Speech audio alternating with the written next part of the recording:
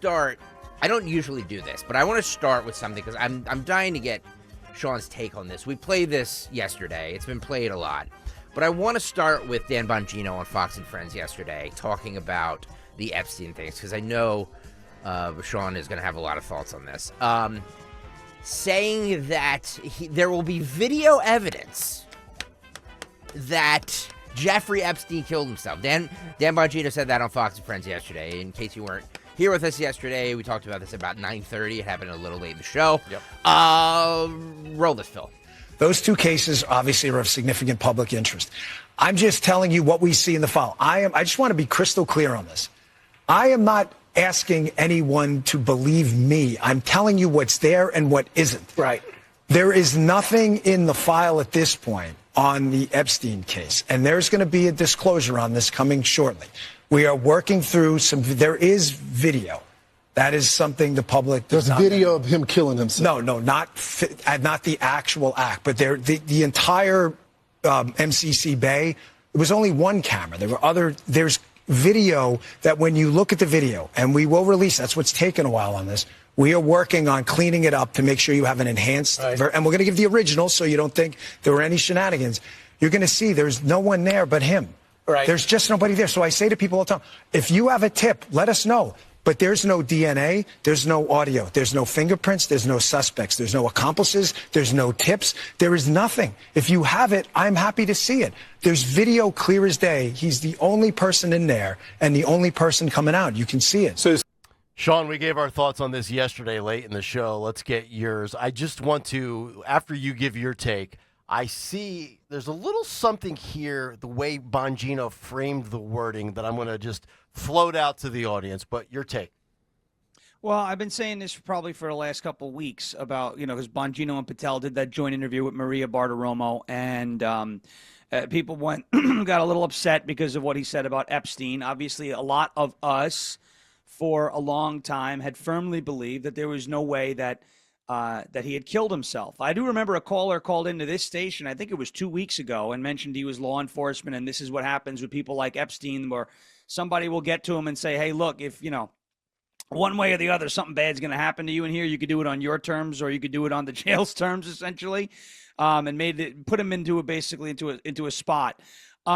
Look, I don't know how Epstein died. I don't think none of us know one way or the other how it happened 100%.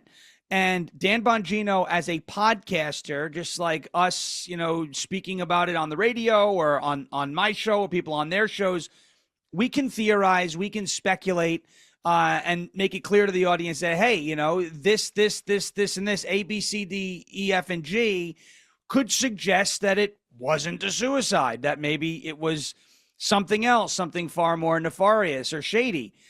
As the FBI director and deputy FBI director, Kash Patel and Dan Bongino are bound only to talk about what exists in the evidence file. There's an ethics procedure, ethics protocols, one of them being the duty of impartiality and objectivity. And they're not allowed to publicly speculate about anything that's not included or supported by evidence in the file that they have. So that's why Dan Bongino, I believe yesterday on Fox and Friends, mentioned what's in the evidence file says that Epstein killed himself. And I'm not telling you that I necessarily believe the evidence file. What I'm saying is I believe that what is in that evidence file is what Dan Bongino is saying is in the evidence file. I don't think he's lying to us that he read the file and what's in the file suggests that Epstein killed himself. Was the file corrupted? Is the file incomplete? Was information destroyed? It's very possible. But unless we can prove that, right now, he has to go where the evidence takes him as a law enforcement professional and not as a podcaster. So, I think he framed it appropriately. I think he made his point. I don't know how Epstein died, right? Yeah. I have no idea. I'm excited to see this video, and this video apparently is not him hanging himself, but it's supposed to be evidence that shows that Epstein was alone at the time of his hanging. So we'll see, right? But I don't think this is people are acting like this is Bongino is corrupt and now no, he's not allowed to do what he did on his podcast. He's not a podcaster anymore. He's deputy FBI director. New job, new rules, essentially. And I think, and that's not me saying that I believe what the FBI is giving him or what's in that file. all I'm saying is he's telling us what's in the file, and that's all he's allowed to tell us. Yes. Because he can't do what he did on his podcast anymore. He's got many, many more new rules that bind what he can say. Yeah, and you kind of went down the road I was going to go down here, and you mentioned the file, and you're talking about the file here in the last 90 seconds. I want to go back to the way Bongino frames this, and he's done this now multiple times. Remember the sit-down where it was Bongino and Patel with Brett Baer? Phil, let's roll this again, and I'm going to tell you when to stop it once I hear what exactly that caught my ear again here. Those two cases obviously are of significant public interest. I'm just telling you what we see in the file. I just want to be crystal clear on this. I am not asking anyone to believe me. I'm telling you what's there and what isn't. Right. Stop nothing it right there. What's there and what isn't. So that really, I think, should open up Pandora's box, if you will. Is this file corrupt? Has it been altered? Because it's not like the real file is going to say, we snuffed out Epstein. Sentence 1, paragraph 1, right? You bring up JFK, the assassination. It's not like the real sinister intention is typed out and spelled for you so we can all solve the case, right? Can I just say one thing, what you're saying here? BBC article, January 10th, 2020. Jeffrey Epstein's jail CCTV erased by technical errors. Surveillance video from disgraced financier Jeffrey Epstein's first suspected suicide attempt was destroyed by accident, prosecutors said. Destroyed by accident. U.S. prosecutors say the jail mistakenly saved footage from the wrong cell. Epstein, a convicted sex offender, first tried to kill himself in July of last year, then hanged himself in jail in August while awaiting trial on federal sex trafficking charges. He pled not guilty to abusing dozens of girls, blah, blah, blah, blah, blah. Soon after Epstein's death in August, 2 of the CCTV cameras outside his cell had malfunctioned and were being examined by the FBI, U.S. media reports. That was January of 2020. I'm just reading you just to put another layer on this. So not only do the cameras malfunction, but then what was on said cameras accidentally get erased. Yeah. Right. So to your point with Bongino and Patel, based on when they walk in to the Hoover building and they see the files and they have access to all the different filing cabinets and hard drives and everything else, right? Maybe what they have access to is just he died by suicide. There's blah, blah, blah, blah. So in that regard, Bongino could be being truthful. Well, this is all that's there, you know? Don't blame me. And that's all he's allowed to say, right? He can't he can't go on Fox News and take if you're watching on YouTube, I do this all the time. If this is the evidence file, he comes with props, and he reads the evidence file, and the evidence file says, leads him to believe that Epstein killed himself. He can't wave this around on TV and go, "This is bull." You know what I mean? He can't do that. Yeah. He's not allowed to do. You can't do that as the deputy director of the FBI.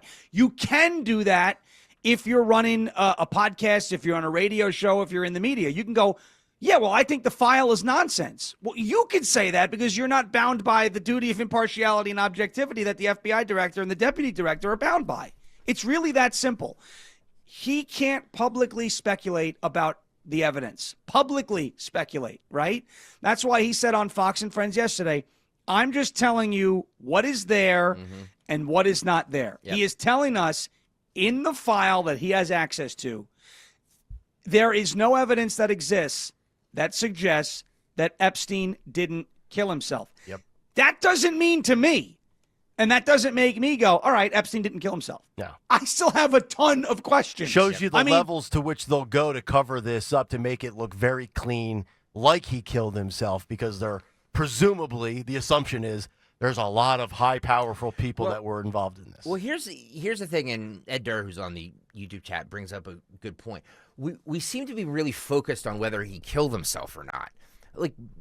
Don't you think that's just kind of icing on the cake? Isn't the bigger story, when are the Epstein files? Correct. When is all the evidence? When is all this stuff going to be released? Right. I feel like we're kind of parsing words on whether Epstein killed himself, was aided in killing himself. We're going down the wrong path. It seems to be the wrong path. Yes, thank you. Yep. And I'll tell you why that's happening, right? Because people, and this was bound to happen once Dan Bongino and Kash Patel took the roles. everybody wants a scoop these days, right?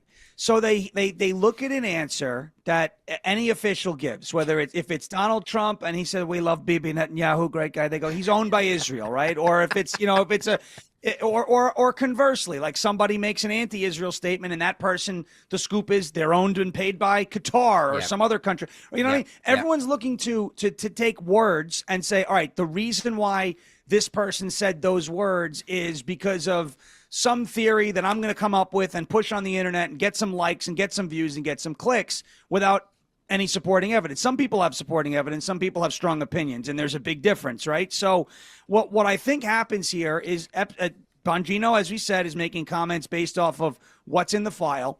Someone didn't like what he said. Many people didn't like what he said. And now they rush to judgment, right, to be, well, I'm first to call him out. He's corrupt. Well, Ed Durr, and what we're saying here, Ed Durr on the YouTube chat, is true. Who cares how he died? He's dead. Yeah. Right? Yep. I don't know. No matter what happened, he's in hell. Okay, that guy is dead. He's gone. Okay, that's the end. Yep.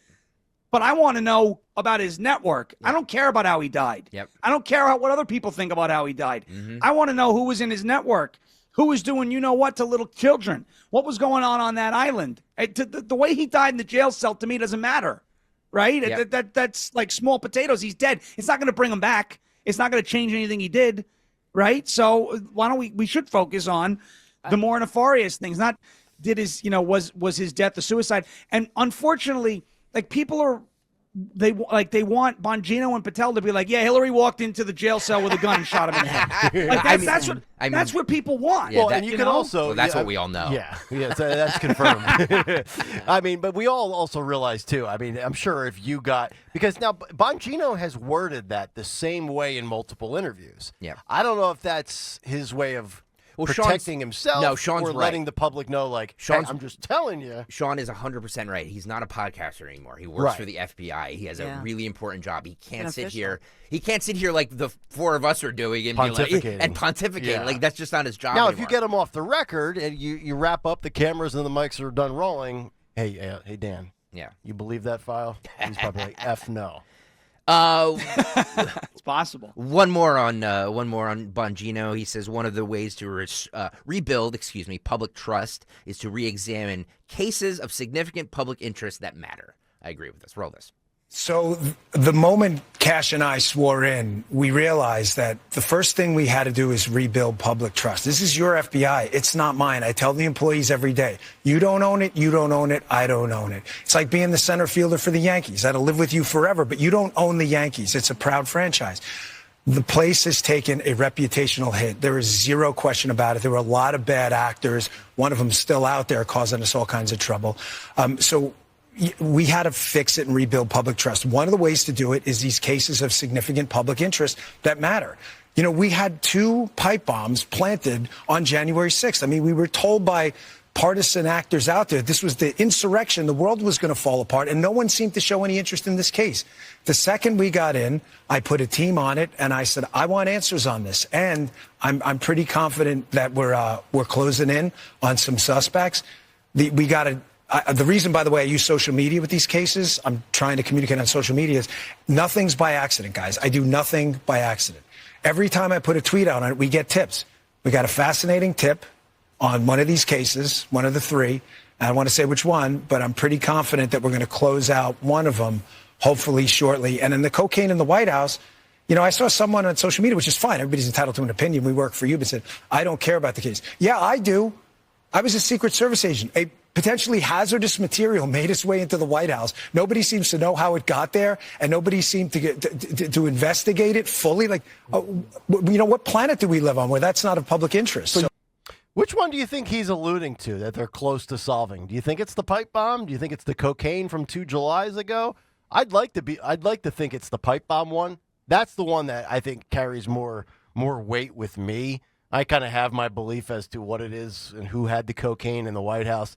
What are you going to do? I mean, I don't think anything's going to happen there. Right. But I would like to see that person in the hooded sweatshirt that was planning pipe bombs be brought to justice. $500,000 reward. Yeah.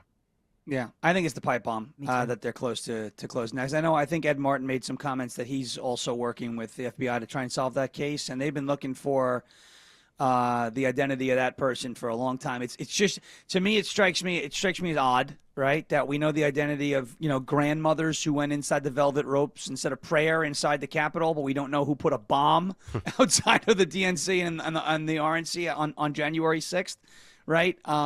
There's a lot. And Bongino, I listened to him like religiously from 2018 onward, right? So that he got so fixated on that pipe bomb case.